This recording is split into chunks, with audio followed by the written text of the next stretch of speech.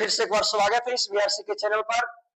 जैसा कि यदि हम लोग पिछले क्लास की बात करें तो पिछले क्लास में हम लोग जो है डायनेमो को देखे थे। डायनेमो को पूरी तरह से सचित्र वर्णन हमने किया था।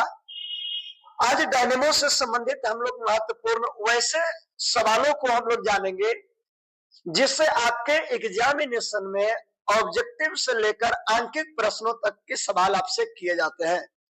तो आज हम लोग वैसे सवालों को करते हैं। चलिए बिना बातों को गवाए हुए जो है हम लोग उस चीज को देखते हैं क्या हम लोग को जानना है।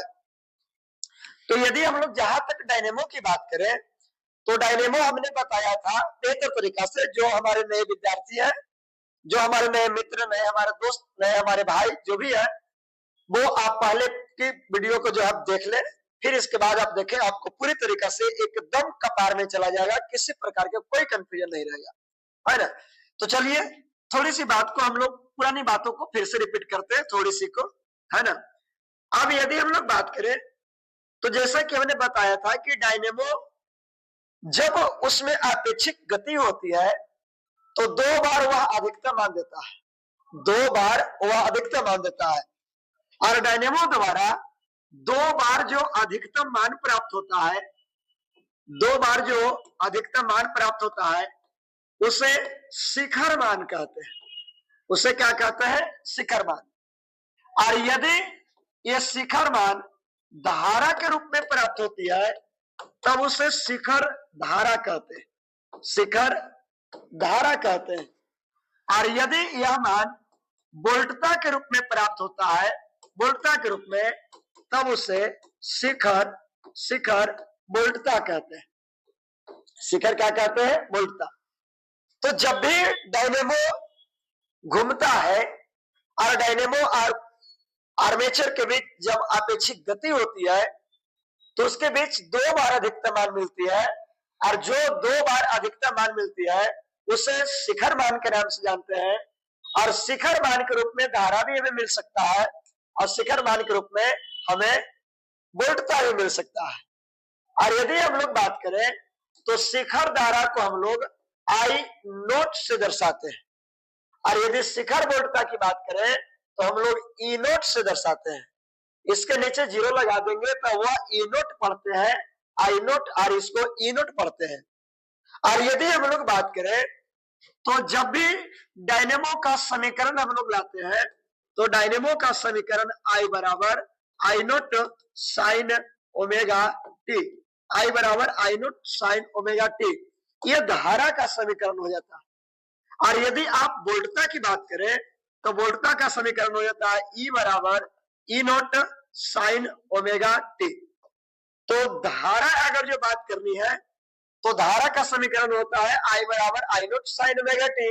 और वोल्टता की बात करें तो होता है ई बराबर ई नोट साइन ओमेगा टी। और बाकी ये सर कैसे आता है, कैसे इसको सत्यापित किया जाता है, इसको हमने ऑफलाइन में इसको हमने बताया है। बाकी हमारे जितने भी ऑफलाइन के विद्यार्थी हैं वो इस बात को समझ रहे होंगे। अरे तो आप भी कहीं पे पढ़े होंगे तो इस बात को आप जानते होंगे कि धारा का समीकरण आई बराबर आई नोट साइन ओमेगा टी और वोल्टता का समीकरण ई बराबर ई नोट साइन ओमेगा टी आता है। जहां पर यदि हम लोग बात करें तो अभी मैंने बताया कि शिखर धारा को आई नोट से और शिखर वोल्टता को हम जो है दर्शाते हैं किससे, जैसा कि आप देख सकते हैं। तो इसमें हम दिखा रहे हैं कि शिखर धारा को आई नोट से, शिखर वोल्टता को हम लोग ई नोट से दर्शाते हैं। और आई और ई जो है, आई जो है यह आई नॉर्मल धारा बताती है, यह धारा है। और यह जो है यह वोल्टता है, लेकिन यह नॉर्मल वोल्टता है। और ये दोनों शिखर है। अब कहे कि जी यह धारा है, यह शिखर धारा है, ये वोल्टता है, ये वोल्टता है, ये भी समझ में आ गया। साइन साइन समझ में आ गया, टी टी समझ में आ गया। ये क्या है? ये तो इसको हम लोग ओमेगा पढ़ते हैं। इसको हम लोग क्या पढ़ते हैं? ओमेगा। और ओमेगा जो कोणीय वेग को दर्शाता है, कोणीय गति को दर्शाता है। जब डायनेमो उसमें घूमती है एक निश्चित कोण पर 0 से लेकर 360 डिग्री पर, तो उस कोण को दर्शाने का काम ओमेगा ही करता है। और ओमेगा का एक अपना फॉर्मूला होता है। ओमेगा बराबर होता है 2 पाई एन, या इसको बोल सकते हैं कि 2 पाई बटे टी भी होता है। अब कहेगा कि जी पहले से ऐसा ही माथा खराब था कि ओमेगा समझ में नहीं आ रही थी और आपने बता दिया ओमेगा बराबर 2 पाई एन 2 पाई/टी होता है। इसका मतलब हो गया कि ओमेगा के जगह पर 2 पाई एन भी आप धर सकते हैं और ओमेगा के जगह पर 2 पाई/टी भी आप धर सकते हैं। लेकिन अब कहेगा कि जी अब इसमें अगर जो बात किया जाए तो 2 का मतलब तो समझ रहे हैं कि नियतांक है, पाई का मतलब समझ रहे हैं कि नियतांक है, एन क्या है? तो यदि एन की बात की जाए तो एन आपकी आवृत्ति है। एन क्या है? आवृत्ति। और यदि टी की बात किया जाए तो टी आपके आवर्तकाल है।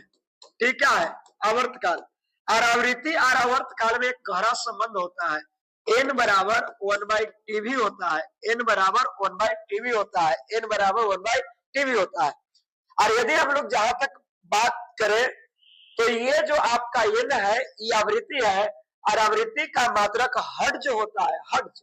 और हर्ट्ज को हम लोग एच जेड से दर्शाते हैं। और आवर्तकाल एक प्रकार का समय है, इसलिए हम लोग इसको सेकंड से दर्शाते हैं, एस से दर्शाते हैं।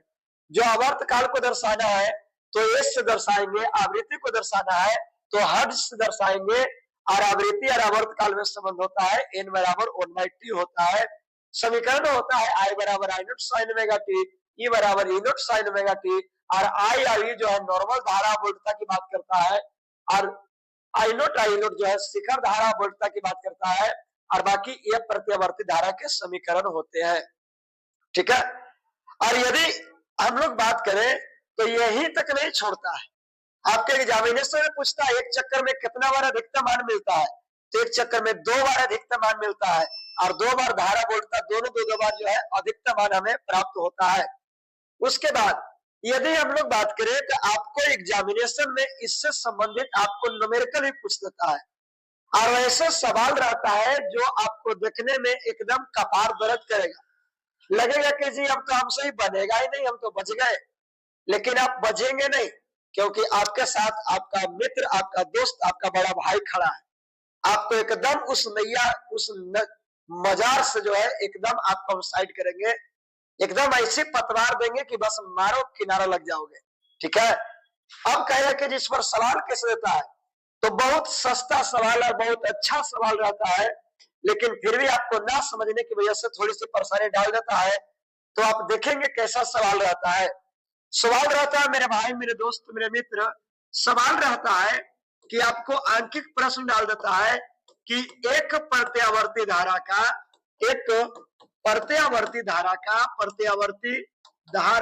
एक प्रत्यावर्ती धारा का समीकरण, एक प्रत्यावर्ती धारा का समीकरण आई बराबर यहां डाल देगा 12 और साइन और 22t, 12 sign 22t, 12 sign 22t। और उसके बाद आपसे पूछ देगा कि शिखर धारा बताइए, शिखर धारा बताइए कि शिखर धारा कितना होता है। साथ में आपसे पूछ देगा कि आवृत्ति और आवर्तकाल बताइए, आवृत्ति, आवृत्ति, आवृत्ति और आवर्तकाल बताएं, आवृत्ति और आवर्तकाल बताएं। इस तरह से आपसे पूछ देगा। तो जैसे ही इस समीकरण को देखता है तो बहुत सारे हमारे जितने भी विद्यार्थी हैं इसमें से बहुत सारे एकदम दिमाग में टेंशन ले लेता है कि जी बनेगा कैसे। तो बेहद बनाना आसान है, कोई तामझाम नहीं है, आप आसानी से बना सकते हैं। कैसे? तो कहेगा कि जी कैसे हम बनाएंगे, तो देखो हम लोग ऐसे बना सकते हैं। जैसे आपको समीकरण दिया है आई बराबर 12 साइन 22t, 12 साइन कितना 22t, 12 साइन 22t आपको दिया गया है। लेकिन आप हिस्से से लिखना कि जी इसको सोल्यूशन आप कर रहे हैं और आई बराबर दिया गया है 12 साइन और 22t, 12 साइन 22t। लेकिन जब वैसा देवे तो आप हमारे वाले समीकरण याद रखना कि हमने आई का व्यंजक बताया है आई बराबर आई नॉट साइन ओमेगा टी। तो हमने, मेरे भाई मेरे दोस्त, हमने बताया है कि आई बराबर आई नॉट साइन ओमेगा टी और वो दे रहा है कि आई बराबर 12 साइन और यहाँ पर 22t। तो इसका क्या मतलब हुआ? तो इसका मतलब हुआ कि टी का गोतिया मिल गया, आई के गोतिया मिल गया, तो यहू तो इसका गोतिया हो जाएगा। एकदम कहे कि जी एकरा से मैच कर जाएगा और जैसे ही एक से मैच कर गया तो बिल्कुल आप सही सोच रहे हैं। आप यहाँ पे लिख देना कि सॉल्यूशन में, कि अब यहाँ पे लिख देना कि इसलिए इसलिए आई नोट बराबर लिख देना 12, और आई नोट रहे तो आई नोट को हम लोग धारा कहते हैं, ये आई को हम लोग धारा कहते हैं, और विद्युत धारा का ऐसे मात्रक एम्पियर होता है। तो कैपिटल ए लिखना और इसको घेर घार के एकदम जो है बेहतर से लिख देना, यही आंसर है। और इतना आप लिख देंगे एग्जामिनर के एकदम छाती चौड़ा, मन गदगद, और एकदम कहेगा कि एकदम बेहतर टीचर, बेहतर नॉलेज और एकदम बेहतर तरीका से यह सीखा हुआ विद्यार्थी है, इसमें कहीं भी वह नंबर काट ही नहीं सकता, आपने कोई गलती किया ही नहीं है। इसी तरह से यदि आपसे आवृत्ति और आवर्तकाल पूछेगा तो अभी हमने बताया कि आवृत्ति और आवर्तकाल केकरा में रहेगा, तो ओमेगा में रहेगा। तो अब यहाँ आई से आई मैच किया, आई से ई मैच किया, साइन से साइन मैच किया, तो ओमेगा से 22 मैच करेगा ना। तो यहाँ पे लिख देना कि और क्या जी, तो ओमेगा बराबर क्या लिख देगा, तो ओमेगा बराबर लिखेगा कि जी 22। अब टी नहीं लिखना क्योंकि टी का साढ़े वाई ने मिल चुका है, तो अब यहाँ लिखना वाई बराबर 22, केवल 22 और कुछ नहीं, केवल 22। और फिर ऊपर से कह रहा है कि पहले आवृत्ति बताइए, तो आवृत्ति शामिल है मेरे दोस्त मेरे मित्र, आवृत्ति शामिल है ओमेगा बराबर 2πn में, तो ओमेगा के जगह पर धर देना 2πn और बराबर यहाँ पे लिख देना 22, ठीक है। फिर उसके बाद यदि आप आगे बढ़ेंगे तो आपको n के मान निकालना है, तो 2π को इधर से हटाना पड़ेगा, तब 22/2π हो जाएगा, 22 कितने 2π। और जैसे ही 22/2π हो गया, 22/2π, तो n बराबर धर देगा 22 और 2 के मान 2 और पाई के मान 22/7 हो जाएगा। और ये 22 तो गोतिया मिल गया, निकल दिया यहाँ से, और ये जब निकल दिया तो ये 7 ऊपर चल जाएगा, नीचे 2 बच जाएगा, तो n बराबर मेरे दोस्त मेरे मित्र मेरे जिगर के टुकड़े n बराबर आ गया 7 हर्ट्ज। n बराबर कितनी आ गई 7 हर्ट्ज। n बराबर कितनी आ गई 7 हर्ट्ज। और जैसे ही n बराबर 7 हर्ट्ज आ गया तो अभी हमने आपको बताया है कि आवृत्ति और आवर्तकाल एक दूसरे का उल्टा होता है। तो अब यहाँ से निकालना कि आवर्तकाल अब यहाँ लिखना कि अब क्या जी, तो अब करना कि चूंकि हम लोग जानते हैं कि n बराबर 1/t होता है, तो t बराबर 1/n हो सकता है, और 1/n के मान हमने लिखा है 7/2, तो t बराबर हो जाएगा 2/7, उलट जाएगा ना, इतना तो आप नॉर्मली समझते होंगे। अभी 2 चल जाएगा ऊपर, तो t बराबर हो जाएगा 2/7, और इसका ऐसा मात्रक सेकंड होता है। और एकदम बाउंड्री मार के आंसर लिखो, और यहाँ पर भी जो है बाउंड्री मार के आंसर लिखो, एकदम आप बेहतर बना दिए। और यदि आपको बातें समझ में आ गई है तो मेरे भाई मेरे दोस्त मेरे जिगर के टुकड़े, एक लाइक तो बनती है ना, एक लाइक मारो, ठीक है। चलिए उसके बाद अब इस पर एक आध दो सवाल और हम आपसे प्रैक्टिस करवाते हैं, देखते हैं आपने सीखा कि नहीं। तो जो भी मेरे विद्यार्थी है इसको उतारना चाहते हैं, आप बैक टू बैक करके वीडियो को पॉज कर ब्रेक करके जो उसको देख ले, है ना। कारण कि अंकित प्रश्न में ज्यादा लंबे सवाल बनाएंगे हम, ज्यादा लंबी इसमें वीडियो बन जाएगी तो आप बेहतर से नहीं देख पाएंगे, नहीं समझ पाएंगे, इसलिए हमें परेशानी है, आप पीछे करके देख सकते हैं, ठीक है। उसी प्रकार से आपको अब हम सवाल देते हैं, देखते हैं आपने समझा कि नहीं। ये रहा आपका सवाल, हमने यहाँ पे लिखा है कि एक प्रत्यावर्ती धारा का समीकरण I बराबर 10 sin 44t है, तो शिखर धारा और आवृत्ति एवं आवर्तकाल का मान बताए। अब तो लोग कह रहा है कि जी जी जी जी भैया जी सर रुके हम बना देंगे, और जो ऐसा अपने अंदर जज्बा पैदा कर दिया वास्तव में आप सीख गए, ठीक है। और अब यहाँ पे निकालेंगे हम, कैसे निकालेंगे, तो मेरे भाई मेरे दोस्त सबसे पहले सॉल्यूशन आप लिखना ना बोले, कारण कि इसको नहीं लिखेंगे तो समझ जाएगा कि झटपट से कहीं से चीटिंग बिटिंग कर रहा था और जल्दी जल्दी में कुछ लिख के चल गया। लेकिन यदि इसको लिखेंगे तो समझा कि नहीं, एकदम बिल्कुल अस्थिर से बेहतर तरीका से, और नॉलेजदार लड़का है जो बेहतर तरीका से समझाया है, ठीक है। अब यहाँ पे लिखेंगे सॉल्यूशन, और लिखना कि दिया है क्या, तो दिया है 10 sin और 44t, 10 टाइम कितना 44t। आपको दिया गया है 10 साइन 44t। 10 साइन कितने 44t। आप पूछा जा रहा है कि धारा बताइए, तो बार बार उस समीकरण को लिखने की आवश्यकता नहीं है, लेकिन अपने मन में रखोगे कि जी कहोगे कि चूंकि हम लोग जानते हैं कि आई बराबर होता है आई नोट साइन ओमेगा टी। आप यहाँ पे लिखेंगे आई बराबर क्या, आई नोट साइन साइन ओमेगा और टी होता है। आई बराबर क्या होता है, आई नोट साइन ओमेगा टी होता है। आई बराबर क्या होता है, आई नोट साइन ओमेगा टी। अब कहेगा कि इसलिए आई का आई साढ़े बाई, तो आई नोट का साढ़े बाई 10 हो जाएगा, तो आई नोट बराबर हो जाएगा 10 एम्पियर। और बिल्कुल जो है इसको एकदम जो है आप यहाँ पे आंसर लिख दीजिए, कहीं कटिंग सेटिंग करने की आवश्यकता नहीं है। और चलेगा तो कहेगा कि जी आई नोट से आई नोट मैच किया, साइन से साइन मैच किया, तो ओमेगा से 44 मैच कर रहा है, तो ओमेगा बराबर 44। ओमेगा बराबर क्या 44।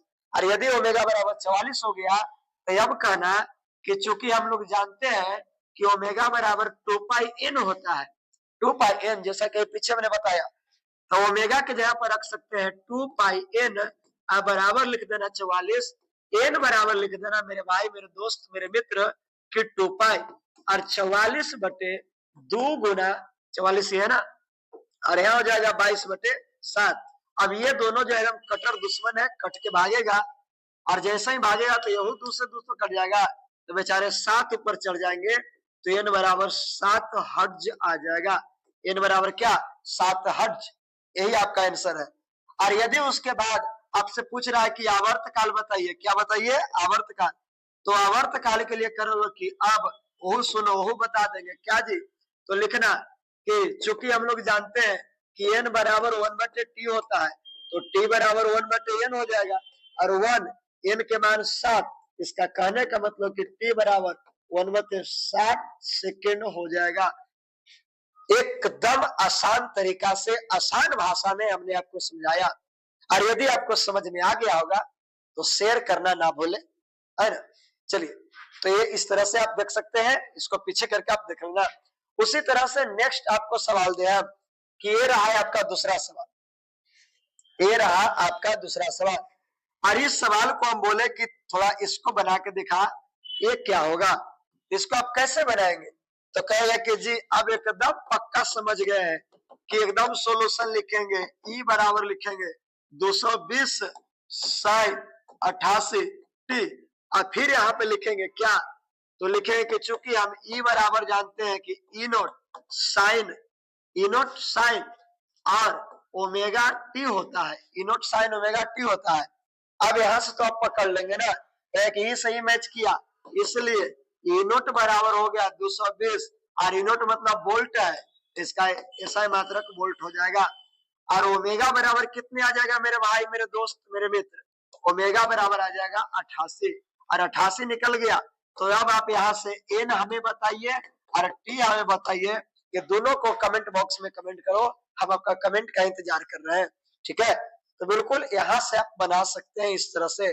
और प्रत्यावर्ती धारा से दो तरह की सवाल उठाती है, एक सवाल ये उठाता है जो धारा निकालना रहेगा, एक सवाल ये रहता है जो धारा निकालना रहेगा, और एक सवाल ये रहता है जो वोल्टता निकालना पड़ेगा। और यदि आपने समझ गया होगा तो बहुत अच्छा, वीडियो को ज्यादा से ज्यादा आप शेयर करें। चलिए आज बार इसको इतना ही छोड़ते हैं। सभी को VRC के चैनल पर समय देने के लिए तहे दिल से धन्यवाद।